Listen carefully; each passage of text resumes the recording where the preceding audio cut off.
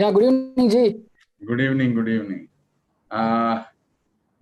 Your presentation will be through laptop, mobile, or what? Actually, laptop having some issue, so I am from mobile only. So presentation will be through mobile. Yeah. I hope it will suits to the resolution. You just check. Just now I shared the screen. Yeah, we have just checked it. It's okay. It's okay? Yeah. Perfect. Yeah. I think Nidhi ma'am, you can start. It's around 4. Yeah.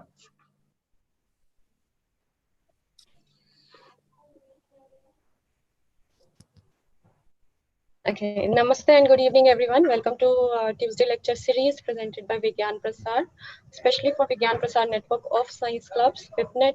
My name is Nidhi Srivastav. I'm project scientist here at Vigyan Prasar, and I will be your moderator today. It's my privilege to welcome the distinguished panelist of today's session, Shri S. Purushothaman, Senior Scientist from Indian Space Research Organization, Bengaluru, Dr. Nakul Parashar, Director Vigyan Prasar, Dr. Arvind C. Ranade, Senior Scientist and National Coordinator, VIPNet Clubs, and Shri Sachin Narvaria, Scientist from Vigyan Prasar. I also welcome all the club members who have joined us for this session today through YouTube channel. Thank you everyone for taking time out and joined us for this session today. As you all aware that thousands of artificial or man-made satellites orbiting around the Earth. Nowadays, nearly every industry relies upon satellite technology in some way or other, right from agriculture, weather forecasting, banking, or transportation. Satellite helps in saving lives in emergencies and provide critical knowledge about how to better protect the environment. Small satellites, high throughput satellites, satellites with electric propulsion, and low Earth orbiting satellites are some of the game changing innovations, enabling a range of solutions for digital financial services, better healthcare, and forming a smarter cities. Today's talk will discuss about the various challenges and advancement in the field of satellite technology and its application aspects. The topic of today's lecture is satellite technologies and its advantages. And our today's speaker is Shri S. Purushothaman, Senior Scientist from Indian Space Research Organization, Bengaluru. Sir will also share the successful journey of Indian space program. The talk will be of 30 to 40 minutes, followed by interaction session. And if you have any queries or doubt regarding the session, regarding satellites, if you want anything to ask, you can ask to our expert once his talk is over. The participants can type their question in the comment section of the YouTube. We will take your questions once the talk will be over, and one by one, I will ask the question on your behalf. Now, without taking much time, I would like to invite our director, Dr. Nakul Parashar sir, for welcome address. Nakul sir. Can you hear me? Yes, sir. Am I audible? Great. Yes, sir. Very warm and a bright evening as usual. We've been waiting for rains to come here.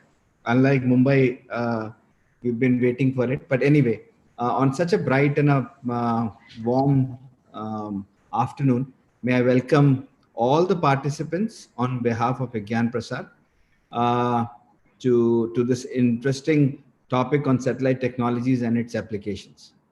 As we all know, satellites have always played a critical role in improving our everyday lives, and especially whether it's telecom, whether it's forecasting, weather forecasting, and that's why I said about the bright sunny day, that despite all our weather forecasting that we have been looking at times we look towards the sky for more rains, but unfortunately, things don't go the way we want. Anyway, that's a separate issue. However, it's thanks to the satellite technologies that have made our lives much more accurate, precise, and we now are able to make decisions accordingly. Our agriculture has heavily relied on it. Our telecommunication heavily relies on it. And there's a lot of data transfer that happens. For the moment when we are talking, a lot of it is also satellite governed. That's what we are aware of. In such times when satellites have played an important role in our lives, it's very important to know more about it. And for this, we've been trying to work with the best possible resources available. India for that matter. We are proud that we are one of those nations in the world which can openly go around and say and talk about the strength, the power that we have in space technology. I know there's a lot that we can continue to talk, deliberate, but as a part of our introductory, words here, I would just like to congratulate and thank the leader of this WIPNet lecture series, Dr. Arvind Ranade. It is his brainchild that we now get into every Tuesday into something very interesting. And I'm sure all of you would be enjoying and relishing it. And it's very, I mean, I remember it was earthquakes. It was about many other things that we have had in this series. And I would request and suggest Dr. Arvindji to, if we can compile this as a WIPNet kind of a thing, like Vigyan Bharati is also trying to compile all their lectures, which I'm very proud to say that you are also one of the proud lectures. So we are trying to compile that as well. So let's have a compilation and a compendium of this so that along with their lectures, we can have our expert lectures as well. So without taking much time, I would like to congratulate and thank the entire team of WIPNet here, which includes Dr. Nidhi, Vipin, and our Pawan, who've been working relentlessly hard to make this happen. However, today's lecture, Mr. S. Purushothaman, a very great and a dear friend of Vigyan Prasar. We are so thankful to you, sir, to have accepted our invitation for this lecture. And I'm sure all of us would be very eager to hear from you about space, satellite technologies, and their applications. So with this, I wish all of you a very nice and a very engrossing time for next 30-40 minutes. So happy understanding and learning it. So over to Dr. Nidhi Srivastavji to take the program ahead at this point. Thank you so much, Mr. Purushothamanji, and thank you, Dr. Arvindji, for this. Thank you so much. Thank you so much, sir, for your kind and motivating words. And I would like to invite Arvind, sir, to please introduce us, our speaker of today's talk. नमस्कार सभी club के सदस्यों को। Doctor निधि, आपने आज जैसे कहा कि उपग्रहों का हमारे जीवन में किस प्रकार से उपयोग होता है, और आज इसी के ऊपर हमारे साथ चर्चा करने के लिए इसरो के वैज्ञानिक हमारे बीच में हैं। लेकिन उसके पहले मैं ये जरूर कहना चाहूंगा कि हमारे निदेशक महोदय जी ने एक बहुत ही अच्छा सुझाव हम सबके लिए दिया है कि जैसे श्री पुरुषोत्तम जी हैं, इनके पहले भी बहुत सारे वक्ता हमारे बीच में आए और उनके सभी व्याख्यान और उनके जितने भी हमारे बीच में लेक्चर्स हुए हैं, उनके बारे में हमें कुछ कंपाइलेशन करके हो सकता है विज्ञान प्रसार का एक प्रकाशन हो या हम एक अपना कंपेंडियम के रूप में इसको प्रकाशित कर सकते हैं। ये सबसे पहले मैं हमारे निदेशक महोदय जी का इस दिए हुए सुझाव के लिए मैं धन्यवाद देना चाहूंगा, और सभी क्लब के सभी सदस्यों के लिए मैं अवश्य रूप से कहना चाहूंगा कि जैसे निदेशक महोदय जी ने कहा, एक हमारा प्रयास है विज्ञान प्रसार का, जो पूरा फैमिली की बात करते हैं, हमारा जो पूरा परिवार है वो काफी बढ़ता जा रहा है और लगभग कन्याकुमारी से लेके जम्मू कश्मीर तक हमारा परिवार फैला हुआ है। अगर हम उत्तर दक्षिण की बात करते हैं और पूर्व पश्चिम की बात करते हैं तो अरुणाचल प्रदेश से लेके भुज तक हमारे विपनेट के सदस्य पूरे भारत में फैले हुए हैं, और ऐसे चुनौती भरे समय में भी विज्ञान का प्रचार एवं प्रसार का काम बहुत अच्छे मन से करते हुए नजर आते हैं। आज हमें जिस प्रकार से इस प्रकार व्याख्यान श्रृंखला में लोगों का प्रोत्साहन देखने को मिलता है, उससे हमें भी प्रोत्साहन मिलता है। और जैसे आज हमारे बीच में पुरुषोत्तमन जी हैं, जो आज हमारे उपग्रहों के बारे में और उसका हमारे जीवन में किस प्रकार से उपयोग है उसके बारे में हमें जानकारी देंगे। और मैं हमारे निदेशक महोदय जी की तरफ से और पूरे विपनेट परिवार की तरफ से आप सभी को कहूंगा कि यह हमारा प्रयास जारी रहेगा। हम आपके साथ अलग अलग प्रकार के नए नए उपक्रम लेके आएंगे। I hope Purushottam ji, you will not mind, because large amount of our VIPNet clubs are in the northern belt, and of course we do have a good presence in Kerala, Tamil Nadu, Andhra Pradesh, Telangana, Karnataka. Those are, I mean, highly English speaking. But it is essential that when we speak on this particular topic, it's a combination of both is always been highly recommended. but nonetheless, we understand how difficult it might be for you to speak in Hindi. However, we request you whatsoever the best that you can. Let our club coordinators get informed about the all required information in whatsoever the fashion that you must be knowing Hindi. But of course, technical terminologies will always be in English, and I am quite sure that most of our club will also be conversant with those words. And it is a great honor for me to introduce you to all my VIPNet Club family. So all dear club, today's speaker is one of the fantastic speaker among all those who has given the lecture on this platform. And Shri Purushothaman ji comes from an ISRO, which is India Space Research Organization. He is working in a senior scientist position, and he has completed his BTech in Electronic and Communication Engineering from Pondicherry University, and he received his master's in the same field from the National Institute of Technology, which will largely be known as an NIT, and that NIT was from Tiruchirappalli. He has an outstanding research experience in the area of satellite communication and radio frequency domain.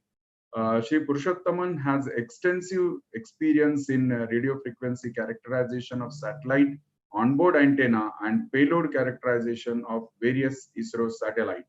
He has been working in the ISRO for past 16 years and contributed in a renowned project of ISRO, starts from the radio frequency checkout system design, radio frequency measurements of ISRO's launch vehicle, which includes PSLV, GSLV-2, GSLV-3.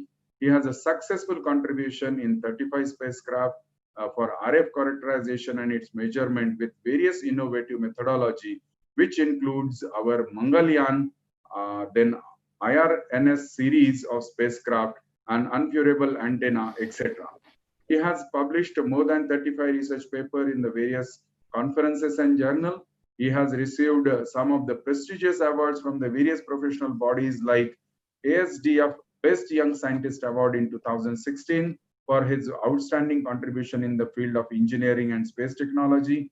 He is an achiever of a Best Scientist from the National Foundation of Entrepreneurship Development India, and of course, outstanding scientist again in 2016 from the Venus International Foundation India. Shri Purushothaman gave an exclusive interviews on the various media channels, like includes the All India Radio, various electronic channel, and ISRO's Mangalyaan and Success Story. He also a motivational speaker and science promoter. His field of expertise is on the microwave and satellite communication, antenna measurement, RF chamber design, range design, near and far field measurements. So he has got a variety of experience, especially in terms of an instrumentation, which is on board with the various satellites. And I think it will be great to hear him when it is a satellite and its applications are concerned. And we are very well now accustomed, and as well as we are very much in use of satellite technology. But it is excellent to listen and hear how difficult the task is, but how easy that they make for us. So I think this is with a small introduction to our speaker. I will now request Nidhi ji to go for the further proceeding. Thank you so much. और हम ये श्रृंखला लगातार आपके लिए continue करते रहेंगे. धन्यवाद. Thank you, Arvind sir. Purushothaman sir, now I would like to invite you to please begin your presentation so that we can listen to your talk. Yeah. Purushothaman sir.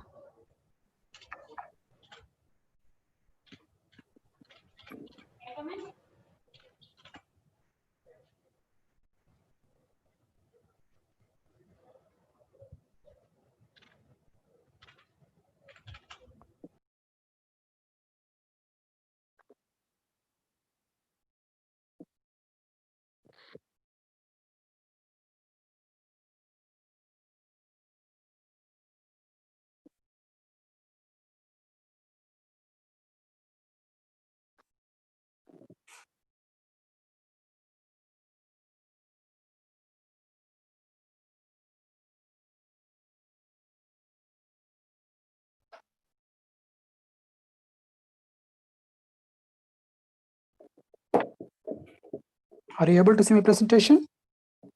Yes, sir. Yeah. Namaskar and good evening to one and all those who are joined in this Tuesday lecture series. It is really a fantastic moment, like to present satellite technology and its application to the science community. And let me compliment our Vigyan Prasar team for this wonderful initiative, especially in this pandemic COVID situation, to utilize this kind of digital platform, to make the people more knowledgeable by this kind of different kind of series of lectures. Let me thank Director G for this wonderful welcome address. Also, let me thank Dr. Arvind G for the invitation regarding on this particular topic, and he was excited to make this particular topic for the presentation. So, so this presentation is going to be a 45 to 1 hour time. So we'll discuss all the aspects of satellite technology and its application. So let me go to my presentation. I'm audible, right? Yes, sir. You're audible. Yeah, fine. So, okay. So today my presentation is going to be like this. So first I'll start with the satellite principles. That's called overview. So we will just know some of the satellite important principle, which is essential to understand the satellite operations as well as a satellite real working methodology. And of course, everybody knows, right? In each launch happens, launch finishes. So they think the satellite is launched, that's all. After that, they'll go for the next launch. But the complexity involved in the satellite technology, starting from the design to realization of the satellites, not only that, once the satellite, it goes to the orbit, how this is going to be maintained in orbit, how it's going to behave in orbit. So all these kind of issues are there after the launch also. So our satellite team will take care all these kind of challenges during the realization of the satellite, as well as the satellite is in orbit also. So some of the satellite principle is essential to understand. So we'll discuss on that, couple of slides on the satellite principles. Yeah, of course, then we'll move to the challenges in satellite technology, which is essential for us, right, to make the excellent quality satellites. There are multiple challenges when you are making a satellite or when you're launching a satellite. So all the aspects of challenges we'll discuss here. Yeah, and then we'll move to the emerging application of satellite technology. There are plenty number of applications are there, but we will discuss couple of applications which is very essential and interesting. Yeah, of course, the final one is the Indian space program, a successful journey. Yeah, without this, we cannot conclude the presentation. Talking about Indian space program life, that this success journey is always give more immense pleasure as well as the pride as each and every Indian in the country. So we'll discuss the Indian space program successful journey. Then finally, I'll conclude the presentation. Yeah. When you are talking about the satellite technology, the first question comes to our mind: what is satellite? So this everybody knows what is a satellite, but I'll just take some of the points. What is satellite? An artificial body placed in orbit around Earth or another planet in the information for communication. Anything for communication or to collect the information, the artificial body we are placing around the orbit or the space, that is called satellite. Satellite is basically a man-made artificial body. So when you're talking about satellite, yeah, next we have to talk about what are the satellite orbits in the space. So once a satellite launched into space, the satellite is not going somewhere else. This is going to be a different kind of orbits, different kind of plane of orbits. The projectile of the orbit is there. So based on that kind of orbits, we are having a different types of orbit where to fix the satellite in which orbit. So based on that, we can tell the types of orbit. So first we'll start, the first orbit is circular or elliptical orbit. So generally, this orbit circular with center of Earth. This circular orbit will be in circular in nature with respect to center of the Earth. The second one is the elliptical in nature which is also taking a center Earth as a focus point. There is an elliptical orbit. There are two orbits are there in the circular and ellipticals. The second one is the orbit around Earth in the different planes. When you are talking about, the planes of the orbit, so based on the different planes of the orbit, there are three categories are there. The first one is the equatorial orbit above the Earth equator. Exactly at the Earth equator, we have an orbit that's called equatorial orbit. The second one is polar orbit. That is basically it passes over the both poles, north to south pole. It is passes, so that's called polar orbit. The third one is its inclined orbit. This is an orbit which is having incline with respect to this equator plane. So this is a three kind of different orbits in the planes, in the different planes.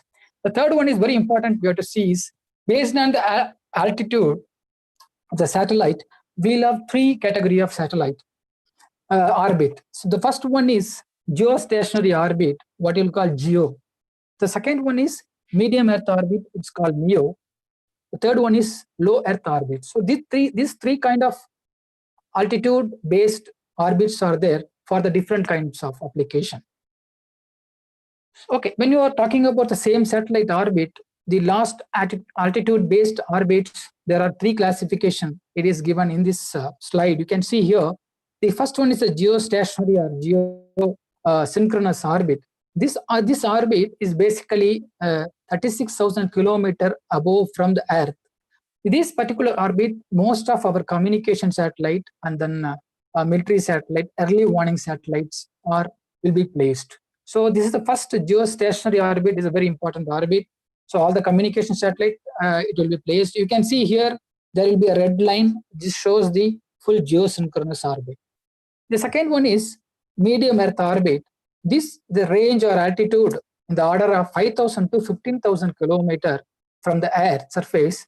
Generally the navigation satellite will be placed in the medium Earth orbit. Some of the examples are GPS, Galileo, GLONASS. This kind of navigation satellite alone will be placed in the new Earth orbit. You can see the inner ring, the blue color ring is the MEO orbit. The third one is a low Earth orbit. The range is from 500 to 1,000 kilometers above the surface. So most of the weather satellites and other military intelligence satellites and whatever cartography satellites and resource satellites, all kind of satellites will be placed in this low Earth orbit. So when you're talking about why satellite remains in orbit, so there's a basic questions come in our mind.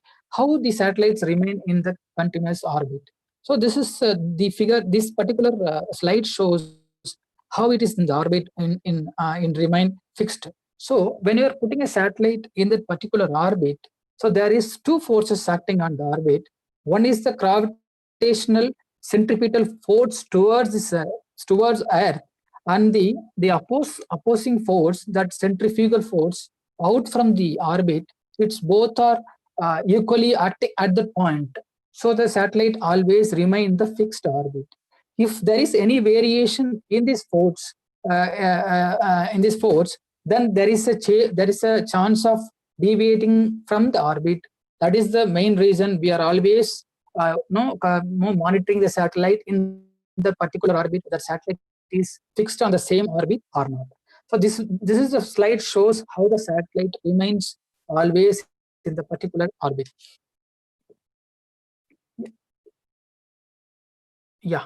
And coming to the geostationary, I was quoting that the geostationary satellites will be placed in 36,000 kilometers from the Earth's surface. These particular slides, you can just see the figure as well as some calculation given here. So here basically the calculation shows how the 36,000 kilometers it is coming. You can see here.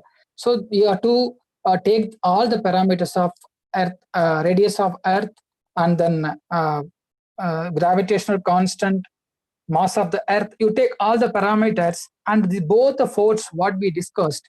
You just equalize that so that you can calculate the exact distance how the 36,000 kilometer is coming. You can see at the end, the final figure, it's coming around 36,000 kilometer. This is essential. This particular location, if you are placing a satellite, it will be a geostationary orbit or satellite. So how the geostationary satellite works basically? Okay, so when the speed of the velocity or the rotational speed of the satellite and the Earth rotation speed will be equal, so that always the satellite will look the particular location of the Earth. So this is really essential for the communication satellite, because we want to communicate 24/7 for any communication application. You take broadcast application, so we are getting 24/7 broadcasting from the TV channel or anything else. Similarly, you are getting any connections to the other countries through satellite communication in 24/7. So always, if you are putting this communication satellite in geostationary orbit, always it will be geostationary with respect to that location. So you can able to always cover the particular location of the Earth. So especially for Indian coverage, so we will place our satellite always in the 83° east of the latitude. From there, plus or minus 30° we can place our satellite. That means from 83°, from starting from 55 to around 110 degree east, we can place our communication satellite, so that our communication antennas always can able to communicate to the ground, to the Indian mainland, because we need a communication to our country. So always this location, if we are placing the satellite, it always looks India. So the Earth rotates, the Indian mainland also rotates. So the same rotational speed, the satellite also rotates. So we can always get the communication 24/7. That is the main advantage of this geostationary satellite. Yeah, you can see here this particular animation shows that how the satellite rotates. You can see the speed of the Earth rotates equal to the speed of the satellite, so that this satellite always, the satellite antennas, communication antennas, the RF signal always look the particular location, so that you can communicate always. You can see here this figure also shows how the geostationary orbit is there. The another picture shows the communicate. Once the satellite RF signal comes, you can see how the RF energy is covering the Indian mainland. That means always this particular graph, the coverage, that red color and blue color, what you are seeing. So the energy, the RF energy should cover only the Indian mainland from the geostationary orbit. So we have to keep the satellite such a way that the satellite always look India. Also, it covers the Indian coverage like this by the RF signaling. Yeah. So coming to that different kind of satellites, we have some characteristics on that particular platform satellites. If you're taking the LEO satellite, the basic characteristics generally, it will be circular and or elliptical in nature, under maximum 2000 kilometer. So if you're seeing the orbital period, that means the full completion of one orbit, the ranges from 1.5 to 2 hours. That is the range of orbital period. So the third one is the diameter of coverage is about approximately is 8,000 kilometers. The overall round trip signal propagation delay, you can say 20 milliseconds. That means the communication delay from the ground to the satellite, again satellite to the ground, whatever may, together it is having 20 milliseconds. It is very less time delay. So that is one of the LEO characteristics, LEO platform satellite characteristics. The maximum satellite visible time up to 20 minutes, because since the satellite is a polar to pole satellite and it's circular in nature, so it cannot cover always the Earth. So it can able to cover in particular location for 20 minutes only.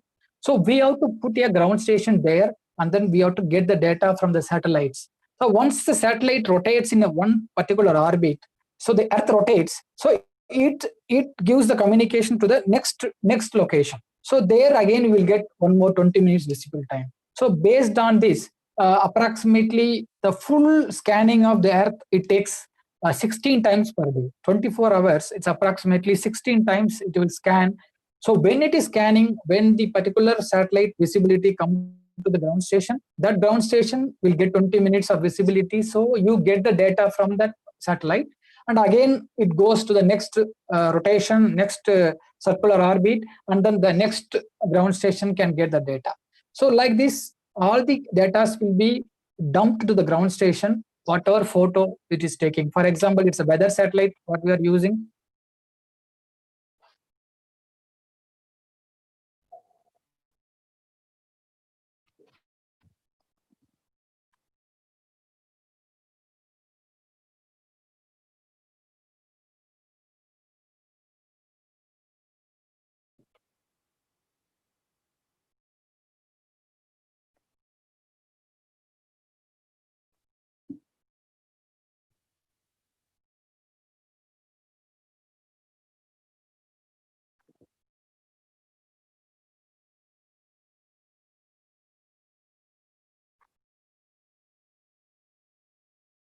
Okay, sorry, there is interruption in the signal.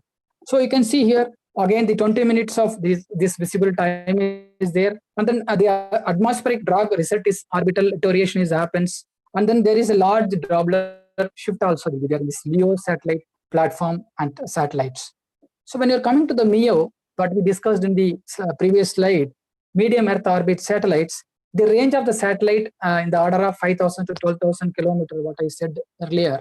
See, the orbital period, the rotation of the orbital period is approximately 6 hours. So the diameter of the coverage is 10,000 to 15,000 kilometers. The round trip propagation delay, see what the same delay discussed, here it is 50 milliseconds. And the maximum satellite visibility time in the order of few hours. Since the satellite automatically goes higher altitude and more, automatically your visibility time increases and you can get the more time of coverage. That is the main motive of different kind of orbits. Based on the application we can put the orbits. And finally, coming to this geosatellite characteristics again. So again, the advantage is there is no frequency changes will be there. The tracking of satellite is very simple, since the satellite always looks a particular location of the Earth, and it is having a high coverage. It's having a high coverage, so that always it's able to cover a bigger location from the orbit. Since orbit is very far, it's 36,000 kilometers from the Earth's surface, so the coverage will be very large in the case of geosatellite. Some of the disadvantage as usual, since it is very far from the ground, so there will be a signal weak. A signal weak will be there because it has to travel very far distance. And since it is in the equatorial plane, basically the geosatellite will be in a equatorial plane, 36,000 kilometers away. So the polar region will be not be much effective, since the propagation or the weak signaling will happen. And then signal sending also will be substantially will get more delayed. So this is some of the characteristics of geosatellite, what generally we are using. So this slide shows the comparison of various parameters of the different satellites what we discussed. I'm quickly go through this orbital period what I discussed, 1.5 to 2 hours. Here MEO is 5 to 10 hours and GEO is 24 hours. And again altitude range is 500 to 1,500 for LEO. Is 8,000 to 18,000 kilometers. It is for MEO, and then 36,000 kilometers for the GEO. And the visibility is again 20 minutes here in the LEO, again here 2 to 8 hours in MEO. Again, geosatellite permanent, it always you will have the visibility 24/7. And there is a different elevation concepts are there. You can see this slide. And the round trip delay also we can say it is this is in the order of some millisecond, here tens of millisecond, here more than 250 milliseconds. And the antenna ground coverage, you can see there is 6,000 kilometer is around 50,000 kilometer in MEO. Then GEO is having a 16,000 kilometer. Some of the examples of satellite I have put here, and of course our Indian satellite also is there. All the remote sensing and Qatar satellites, all kind of weather monitoring satellites in LEO platform. We don't have any satellite in MEO platform, particularly from our Indian space. We don't have any satellite in MEO platform. Of course, all other communication satellite, it is there in GEO platform. Coming to quickly go through the what are the satellite related terms or systems are there to understand the satellite. So satellite will have some four important systems. The first one is the earth station, what we'll call. So to communicate to satellite, when satellite in the orbit, to communicate the satellite, we need a ground station or earth station. So this earth station having some antenna with all the instrumentation, you can able to communicate from the ground to the satellite. And then there is one more term is called uplink, that is the transmission from the earth station to satellite. So whatever you can see in the picture, whatever the signal goes from the ground station to the satellite, they'll call uplink signaling. So the uplink signaling is very much important. How much uplink signal you have to give to the satellite so that it can able to get the signal and it can able to give back to the ground. The second one, the third one is a downlink signaling, again a transmission from a satellite to an earth station. So it is from the satellite to the earth station, how much signal is required, what are the things required at the ground to get the proper signal and communication. That's called downlink. The final one is a transponder. It's an electronic circuit in the satellite that converts the uplink signal to the downlink signal. If you're seeing in the satellite, we have electronics system, it is called transponder. That will take the uplink signal from the ground, from the one place, and then it will give back the signal as a downlink to the multiple user or single user. It's based on the application. So these are the major systems related to satellite communication when you're talking about the satellite technology. Yeah, and then based on the category, how this communication satellite can be divided. That's what given here in this picture. So the first one is based on the coverage area. We can categorize the communication satellite. So the first one is based on the global, regional, and national. What is a global? The coverage, the satellite coverage of the RF signal, if it's covered a full globe, globally it is covering, that is called global based communication satellite. And suppose some satellite can cover only the regional place, so it's called regional based coverage. In fact, some satellite can cover only the national or particular location, that's called national based coverage satellites, you can say. The second one is based on the service type. What's the service basically that particular satellite is doing? So based on that, you can classify the communication satellite. One is called fixed satellite service, the satellite. Second one is a broadcast satellite service. The third one is a mobile satellite service. The fixed satellite service is basically from the one point to another point. If you want to communicate, you have to go for the fixed satellite service satellite type. The second one is the broadcast satellite service. Again, this satellite will have the one uplink, one transmission. There are multiple users, so that's called broadcasting. So you will broadcast the signal or the data to the multiple user. That's called broadcast service satellite. Again, the third one is the mobile satellite service. Basically, so if you have the mobility, the navigation satellite, all and all coming under this mobile satellite service, so that your user can move by the car or by the aeroplane or in the ship. If they're moving, you have to communicate to the ground users. So for that, a special category, it's called mobile service satellites, that's called MSS. The third one is general usage. Also, you can categorize based on the commercial application, what you are using for all the broadcast, all other communication satellite, all the TV channels. So everything is a commercial one. So that is the commercial satellites. Second one is military, some military application. If you are making a satellite, that's called military-based satellites. Some of the satellites we will make for experimental, for science experiment or any other experiment if you are doing. So for that, we will use for the experiment-based satellites. Yeah, this particular slide shows what are the very important system is there in the satellite. This everybody should know the just outline of these elements. So when satellite is there in orbit, some of the systems are very much important to make the satellite functional. The first one is called the receive antenna. That means that one curve we are seeing in the picture, that is called receive antenna.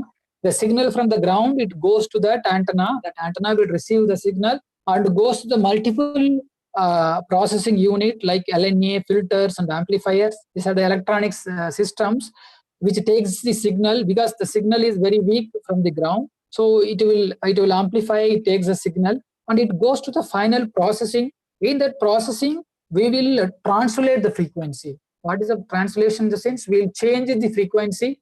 The uplink frequency will be changed into the downlink frequency. Generally, the uplink frequency it will be in a higher order, the downlink frequency in lower order. So always the uplink frequency will be translated and it will be given back to the couple of electronic systems, which is also again amplifies. You can see the amplifier filters, again high power amplifier. It amplifies a signal in big level, then that signal will be transmitted back to the ground.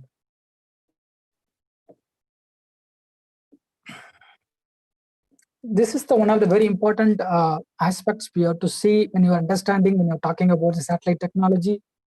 That is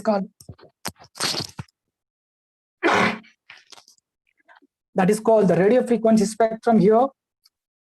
So we have our spectrum, our radio frequency spectrum is divided into different categories. It starts from the very low frequency to very high frequency. So you can see extremely low frequency to the gamma rays kind of the spectrum. Here, each frequency will have different kinds of applications. So particularly when you are talking about the application of satellite point of view, this particular band of frequency is very much important. So starts from the very low frequency to extremely high frequency of RF signaling. You can see different applications are mentioned here.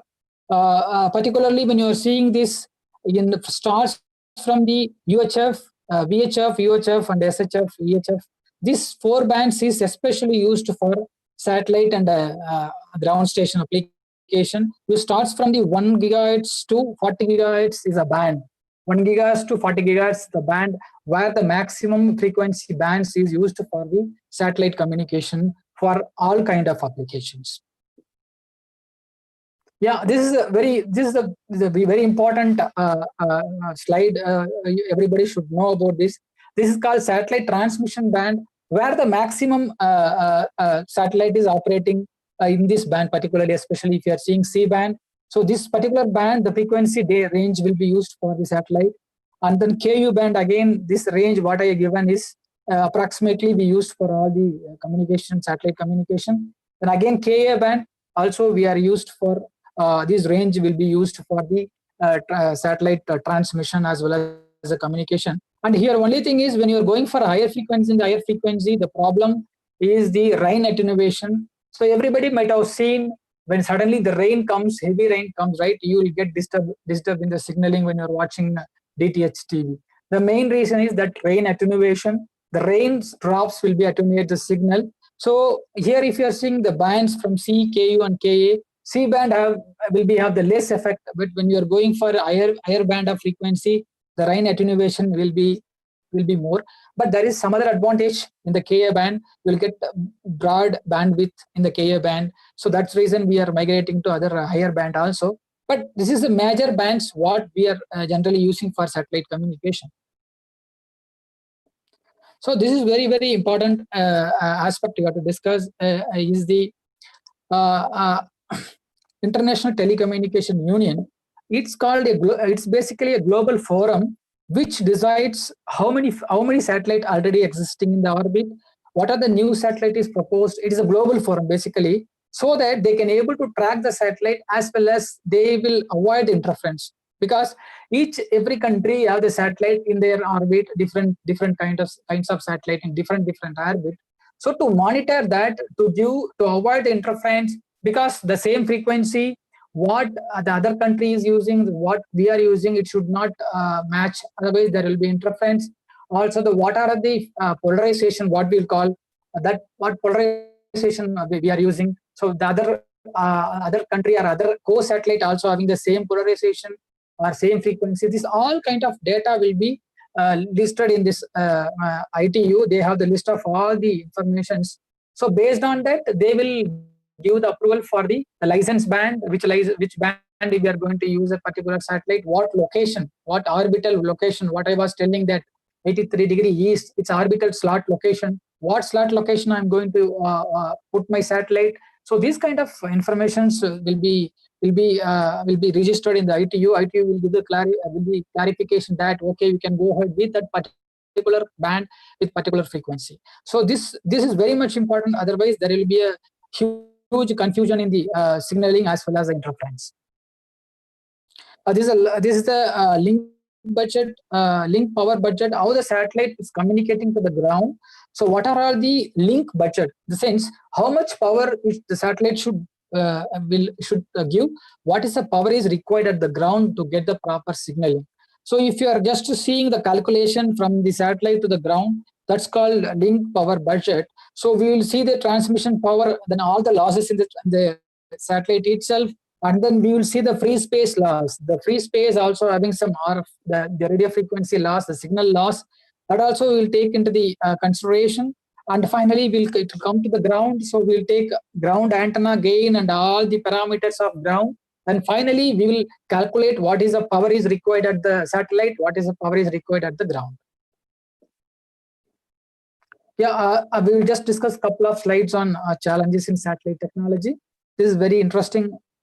So first one is the satellite coverage requirement. So far we discussed about the various platforms, various satellite and how to communicate, what are the bands. And in that previous slides, we have discussed about the coverage.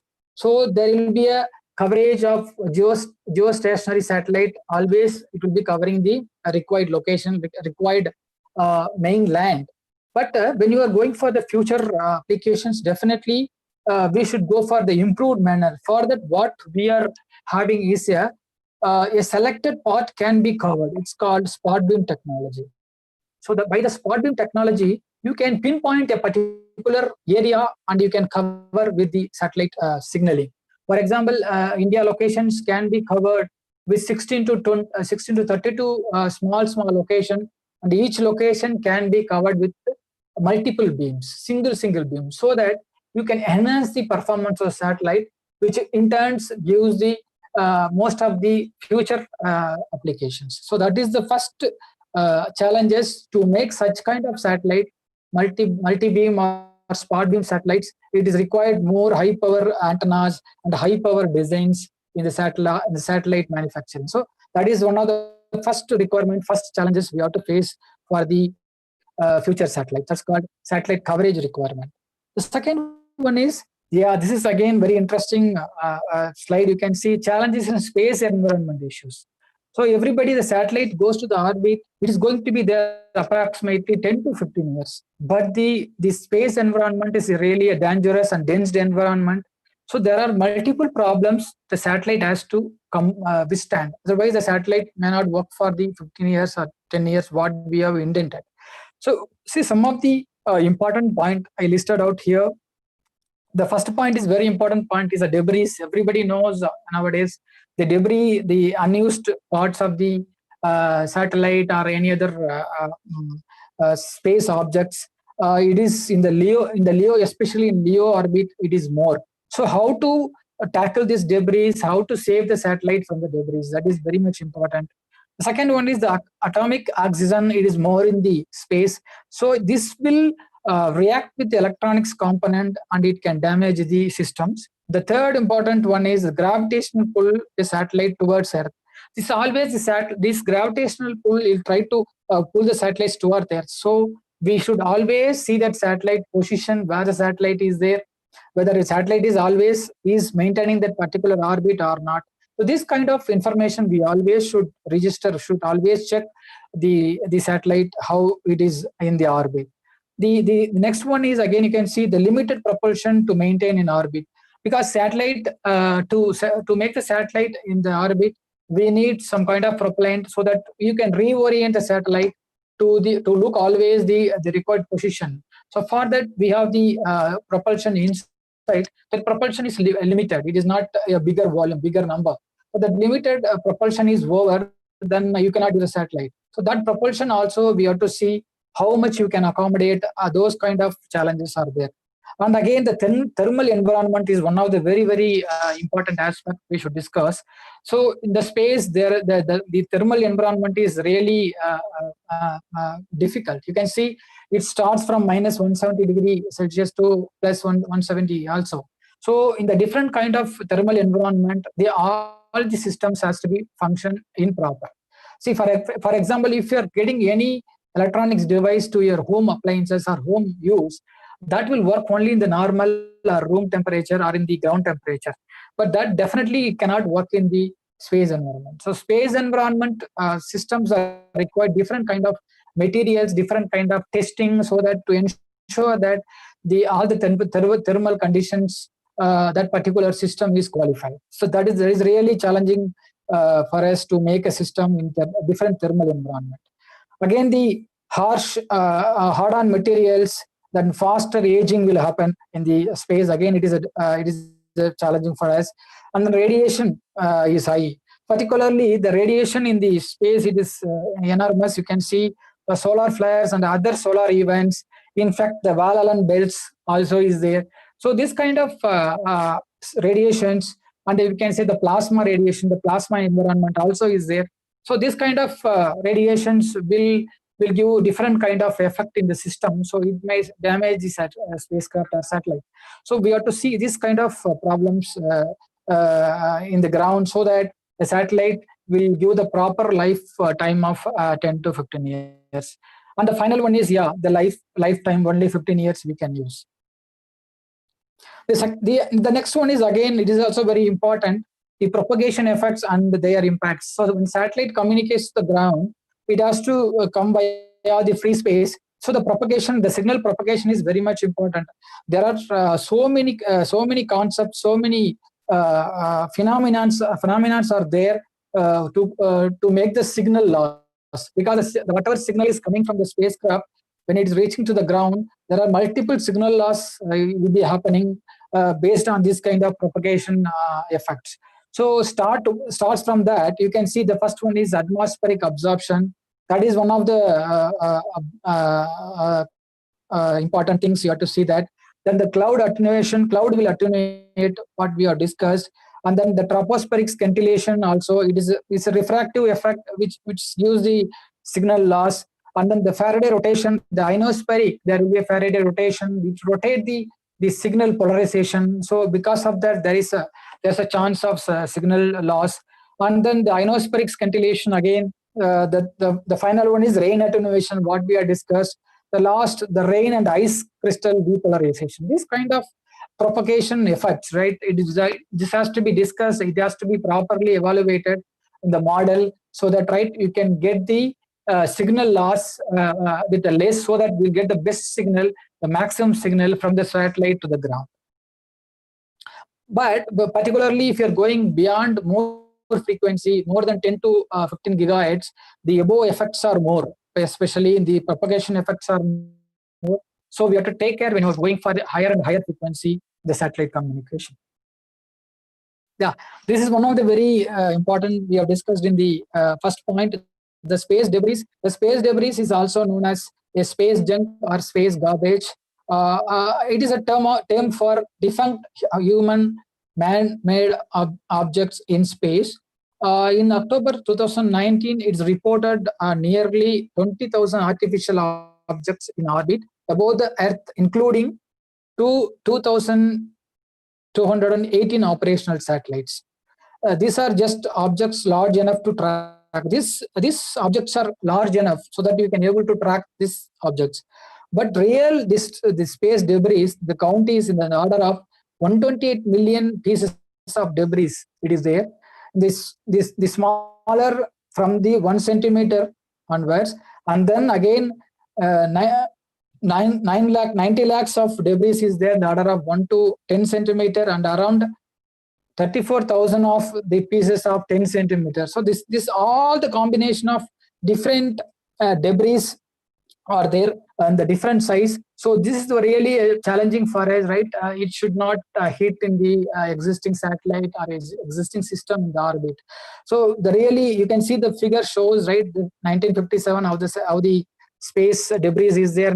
Now you can see in 2018 how it is clumsy now. The space is with full of debris. You just imagine the 2030, it is really going to be a huge number. So to save the existing and future spacecraft or whatever launch we are doing, so we have to take care of the space debris very strongly. So that we are discussing. All the countries are working on the space debris removal related work actually. Yeah, we will see a couple of slides in the emerging application of satellite communication. The first one is that is called space solar power transmission. This is a huge people are working on this space solar power transmission. So this space solar power transmission, so is generally this is solar power. So the solar panel will be placed in the ground so that you can get the solar signal, and then you will get the powering method. But in the solar satellite based or space based solar power system, so you keep a satellite, it is having a large solar system, large photovoltaic arrays in space, so that you can able to get the large amount of sunlight in that particular array. Then you can convert this particular array's energy into RF signal. This means radio signaling, and you transmit to the ground. Again, you can reconvert to the power. The advantage of this kind of applications, future application. So in ground, right, we will have only the sunlight maybe at the daytime. The night you may not have much sunlight, and also here the our atmosphere is full of pollution. So the solar panels would get corroded and get dusted. Okay, but in the case of solar based power transmission, you can see it is in the space. There is no need of any kind of pollution, so it's entirely free from the pollution, as well as you will get 24/7 sunlight, so that you always get the best power, the best efficiency of signal power, solar power to the ground. This is one of the very good application. So many people are working on this space solar power transmission. And again, the second one is a very good application in the future. What I discussed in the previous slide is called multi-beam or spot beams. The other term is called high throughput satellite. So traditionally, generally how we will do the communication, in the sense we have the traditional satellite, means we will have only one coverage. You can see that yellow color circle is a single coverage which gives the communication to all the coverage area, whatever area is required. But in the future, if you want to go for the high data bit rate, high transmission of signaling to the ground, so we need a different kind of advanced technology that's called high throughput satellite, which will have the multiple beams in same area with multiple beams, so that we can able to reuse the frequency spectrum. So you'll get the spectrum bandwidth is more. As well, we'll get the high data bit rate in the order of 100 Gbps, 300 Gbps data rate, so that tomorrow we can think for the direct to home internet kind of services. That kind of applications, this high throughput satellite is very much useful. Yeah, when you're talking about the application, the very important, very good application is the positioning system, navigation and positioning system. So everybody knows the general GPS, that global positioning system. This is having a satellite of 24 satellite in MEO orbit. This is giving a exact the location for all the application currently what we are using. So that navigation and the positioning is one of the very, very important aspect application for the satellite point of view. In fact, our Indian space program also made a specific project for this kind of positioning system.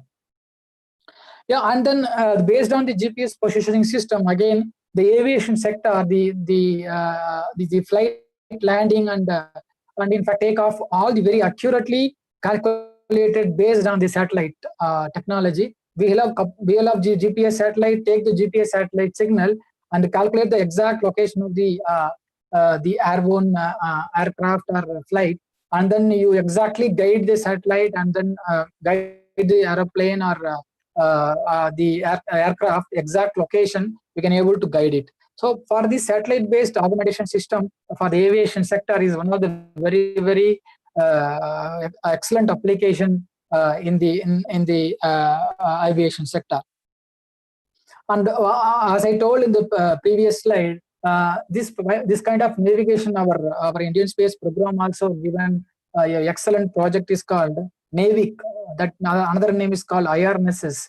The IRNSS means Indian Regional Navigation Satellite System. So here, if you are seeing here, the India, as we discussed in the previous slide, we have 24 satellite. It can able to give throughout the globe the positioning system. But in this case, we have only 7 satellites, only plus or minus 15,000 kilometers of the Indian territory. So we can able to get the navigation very accurately in the order of 10 meters.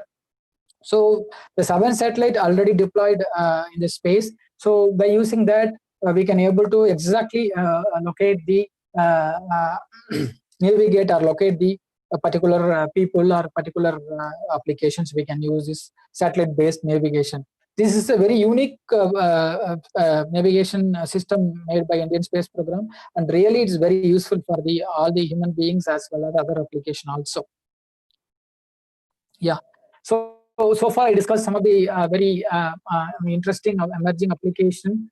In fact, there are plenty of applications there. Because of short time, I just only the very interesting point I discussed in the previous slides. So now we will take some 5 more minutes for the Indian Space Program, a successful journey. This is again very much interesting. Always it gives us a thrust to work always when you are listening this Indian Space Program journey.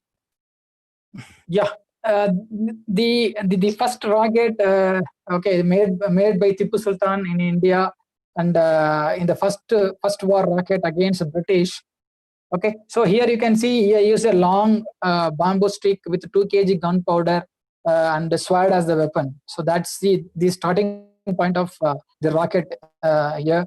And each rocket is weighted around 3.5 kg, and it traveled around 1.5 kilometer. So in fact, this particular rocket still it is in the London Museum. So this is the starting point where the rocket is started here. Yeah, and when you're talking about rocket, yeah, definitely we have to start our Indian rocketry system. So we have started our small, humble, starting at Thiruvananthapuram, the Tumba. Everybody knows the location.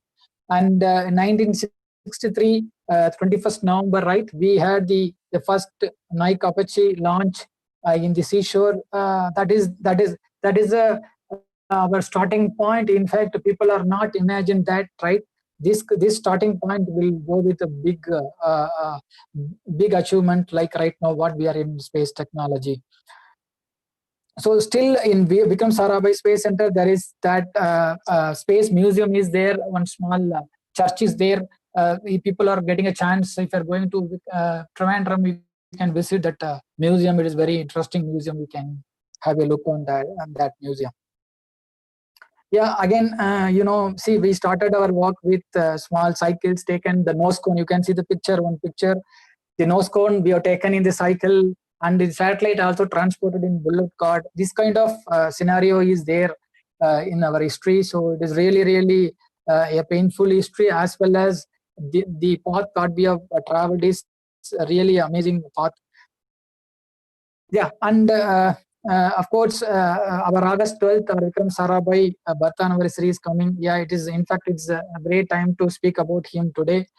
He is a visionary for our Indian space program, and he has initiated all the programs that time. Whatever visionary he has put, one by one, it is getting true day by day. So that is way our Indian space program is getting executed each programs. Yeah, the brief history, everybody knows the ISRO started around 1969, and the name it is called INCOSPAR, Indian Committee for Space Research, guided by Professor Sarabhai. We started, and then later it was changed to ISRO. The name is August 15, 1969. In fact, again, this 15, the ISRO birth date is again coming actually. And if you are seeing 1972, the ISRO comes under the management of Department of Space. Yeah, this is the Indian space program overall. The program, if you are seeing here, we have a different kind of launch vehicles, PSLV and GSLV, and based on the application, we are going for different selecting a different launch vehicles. So if you are seeing, all the communication satellite will be taken by GSLV. All the Earth observation navigation satellite will be taken by PSLV, and all the applications is basically based on the people centric, application driven. Based on the application, we will take the project, and it based on the project, based on the satellite, it takes the required launch vehicle. It goes to the space. Yeah, this is the launch vehicle, how it is evaluated. You can see here, it starts 1969, it starts, and from ASLV, SLV, ASLV, and PSLV, and then GSLV and Mark III. So from SLV onwards, it was started. Anyway, SLV, our Abdul Kalam ji, he is a project director at that time. So slowly we have migrated technology-wise. You can see the technology, each and every launch, there is a technology included to get the best out of it. So finally, now we are at PSLV and Mark III launch vehicles. Yeah, again, similarly, the satellite also, it was slowly, it gets up here now. It starts from 1979, and then now you have multi-beam satellite, what we discussed in the previous slide. We are doing all communication satellite, multi-beam satellites, and we are going for scientific satellites. It's all kind of satellites we are able to make from our Indian space program. Yeah, the Earth observation satellite application, everybody knows. I'll just go through a couple of applications. First one is the agriculture and soil. It will be really useful. And yeah, and land, related to land things, we can use this at the observations. Weather and climate, it is essential for us to give more weather reports and climate situations. And yeah, of course, forest and environmental biodiversity, we are using so many satellite maps. And yeah, water as well as the disaster management support, it's really one of the important things our application includes. And ocean also we are supporting from the Earth observation point of view. Yeah, and coming to the very interesting one is the Chandrayaan-1 project. Everybody knows we have sent Chandrayaan-1 spacecraft to the moon, and with the moon impact probe, and we had a wonderful experience, the interplanetary mission in the first time, and we have achieved it. The satellite, it achieved in the orbit and given a good amount of data about the moon. Yeah, and we are talking about Mars orbiter mission, Mangalyaan. This is the one of the pride mission for our Indian space program. We are the 4th space agencies and first Asian country to successfully reach Mars in first attempt. That is really, really amazing. And this is a very cost-effective mission. It is around the order of 450 crores, and it is developed just in 15 months. The time period is very short, and we have achieved it. And here, very, very interesting point is you have to note that it takes 20 minutes for a signal to reach Martian orbit. What we have discussed in the couple of slides back, the time delay taken for MEO or LEO or GEO, it is in the order of millisecond. But in the case of Martian orbit, it takes 20 minutes for a signal travel from ground to the satellite, Martian orbit. You just imagine the distance, how it is far. And similarly, the back time from the spacecraft, any acknowledgement comes, it takes 20 minutes to reach here. So the round trip time is around 40 minutes.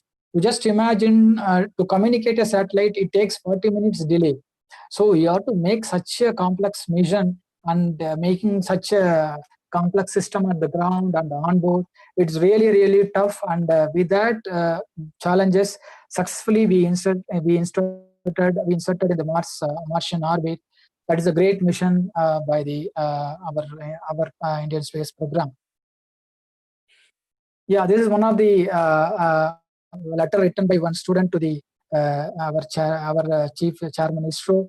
See how this Mars mission is reached to the school student level, and how it is impact the students to make his career in the research or space research side. That's really amazing. And in fact, the JPL team wishes photographs I put here for the Mars orbiter mission. As some of the images clicked by Mars, I have put here in the back side, and you can see that Mars photo in the full satellite is here, and then the Mars insertion photo here. Yeah, and one more, the great achievements in PSLV, we have did 104 launches in a single launch. 104 satellite injection in a single launch, it is not very easy. because the satellite, when it is separating from the launch vehicle in the space, it should not collide, it should not hit, right? So we have to slowly inject one by one a different orientation. That's really challenging that we have did in a single shot. The 104 satellite mission, it's really amazing mission what we have accomplished.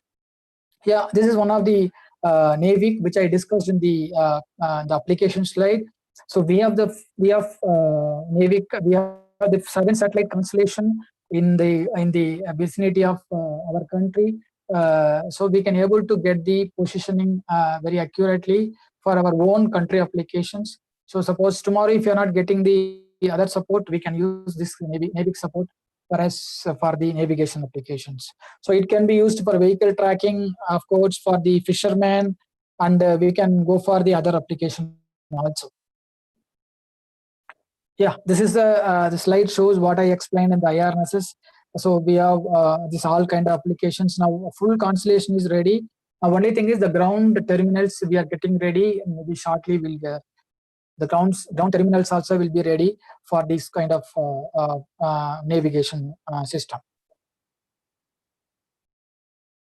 Yeah, and then this everybody knows this manned mission, human space mission to the space. Yeah, we are planning that, and it will be the work is going on in the progress. So we'll shortly we will take up this project, and we will plan accordingly. So that is the manned space mission. This it is full swing. It is going on, this human space program right now. Because of COVID, a little bit slowness is there in the program, but nevertheless it is going in full swing. It will be going in the good phase. And in fact, I missed 2 slides, which is one is the Aditya mission L1. That is one of the important mission for the sun exploration. That will going to study. That is going to be an study about the sun related analysis and sun related informations, especially this CME, what we call corona mass ejection. So for that kind of analysis, that Aditya mission is planned shortly. That also work is going on. That is one of the very interesting project from the ISRO. And of course, the Chandrayaan 2, that is we have achieved at the final moment, except that landing moment. Otherwise, the Chandrayaan 2 also now the perfect and excellent achievement from our side. Yeah. So with that, the history of Indian space program, I will conclude my presentation now. So the satellite technology is very crucial part of modern communication era. The satellite technology reaching the endless of its usefulness in wireless communication, cellular communication, and the navigation, of course, space exploration, remote sensing, and so on. So there's a lot of scope in satellite technology to explore and pursue the research and development and other kind of educations. So with this conclusion, let me thank for this wonderful opportunity to the Director Ji and all the Bipin Sarkar team for this wonderful lecture series. So with that, I will conclude my presentation. Thank you all, those who are listening this lecture. Thank you, and Jai Hind.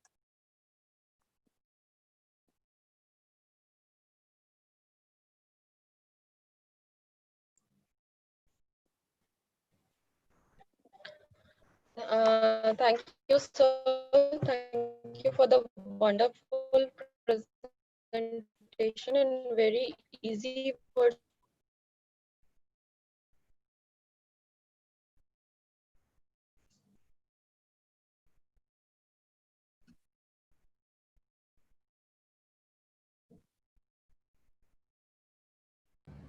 to Dr. Nidhi, you are not audible. Yeah, I think there is some network issue.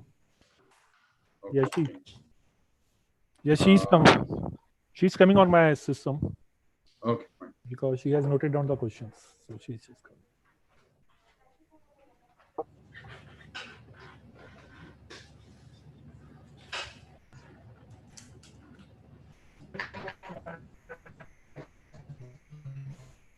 how we used to set communication with the satellites.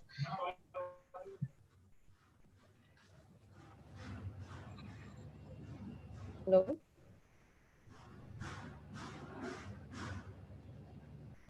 Yeah, it seems there is some network issue.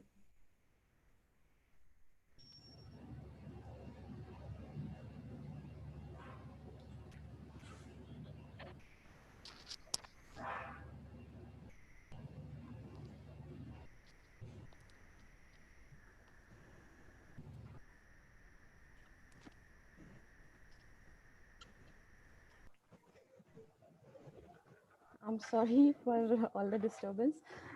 Sir, thank you so much for the wonderful presentation.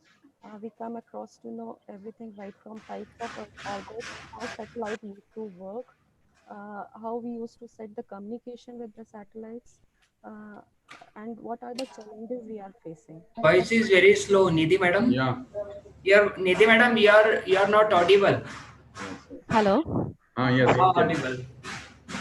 Thank you so much, sir. Now, I think we should start with the questions. There is one question from Miss Roshni Parveen. She wants to know, is there anything that may cause our satellite facing India to turn its direction and facing other countries? No. Actually, this is like our satellites will be always communicating to our country, so it cannot turn back because we will be always controlling the satellite, and we will ensure that the satellite, the RF signal is covering only the Indian land. Okay, thank you, sir. Now, another question is from Anamika Chakrabarti. She wants to ask that is there any chance of satellite hacking? Is there something like that, satellite hacking? It is not possible 99.9% because everything is already taken care in that aspect. So very less chances. And she also wants to ask that how the scrap and expired satellites are removed and cleaned for new satellite launching. Yeah, that's fantastic. Actually, right now, no, we are not doing any kind of removal of that space debris what we discussed. So what we are doing right now, we have this enough space in the orbit, so we are maneuvering such a way that without hitting that debris. In fact, ISS also they'll maneuver if any debris comes, they will track the debris. But of course, in the future, definitely, if more number of debris are there, you have to remove. So those discussions is globally is going on. So there's some action and things are going to take actually shortly. Okay. Thank you, sir. Mr. Saket Kumar wants to know what will happen to satellite if there is any change in either gravitational or centrifugal force. Yes. If this force variations happen, the satellite try to come towards the Earth. If the centripetal force is more, gravitational pull is more, or suppose other way around. If the centrifugal, the outward force is going more, it goes out from the particular orbit. That is the reason always we will be monitoring all the satellite. For the both satellites, remote sensing as well as the communication satellite, we have the tracking center which always monitor the satellite to ensure that it is in the particular orbit or not. Okay, thank you, sir. There is one more question from Mr. Sonu. Mr. Sonu wants to ask that what is the purpose of that special structure of the disc on the antennas? What is the purpose of that? Disc. Yeah, that is really nice question actually. In fact, you would have seen some of the antenna ground station also. This kind of disc will be there. This is nothing but what they will call mathematically. It's called parabolic reflector. It's basically a metallic dish, metallic surface having a parabolic in nature. This will give the signal reflection. The signal comes from the satellite, or signal goes from here. The signal comes to that dish, that particular metallic surface. That signal will be confined in one place. There we have the radio frequency feed, what we will call. That feed will collect all the energy. So it is like to reflect. So like for example, we are convex and concave lens, right? So to take the light's rays and then put it in a single point. Similarly, this particular dish will take all the RF signals in the space that will be putting in a particular point where we'll have the feed. That feed will collect the signal. The best example, he can go to his rooftop and can check the DTH antenna. The DTH antenna will have one feed. then there will be a disk, there will be a big structure. Then that feed output cable is going to your DTH set-top box. So what is the reason of this? What is the reason behind this disk? The satellite signal from the disk coming to the which is going to the disk. The disk will reflect all the RF energy. That RF energy will exactly converge in that feed point. So that feed point will get more signal. That is the reason this disk is must for all the satellite communications. Okay, thank you, sir. One more question, then we will end the question answer session. The question is from Mr. Manish. He wants to ask that how is that any way to place multiple satellites in different orbits in single launch? It is feasible. Is that in fact we also our ISRO also did some of the launches like different kind of orbit via maneuver, and then we have placed a satellite. The options are there. Okay, thank you, sir. Thank you very much for such a wonderful presentation and giving your time to us. And we are really proud to have such an institution and such an scientist who are so dedicated and committed towards our work and making our making our nation proud globally. Thank you so much, sir. In the end, if you want to conclude anything. First of all, I want to thank all the Vigyan Prasar team for the wonderful arrangements. So only one thing I just want to tell that, right? The science is the basic foundation for any kind of future innovation, science and science education. So everybody should know about science and science education, which always give a very good innovation in the future. So all the students as well as the science promoter always should concentrate on science activities, science and science education. That is very important for the country. Thank you, sir. Arvind sir want to say something. It's good. I mean, this was a very great journey. Certainly, I just feel like, I mean, of course, it is no fault of any speaker as such.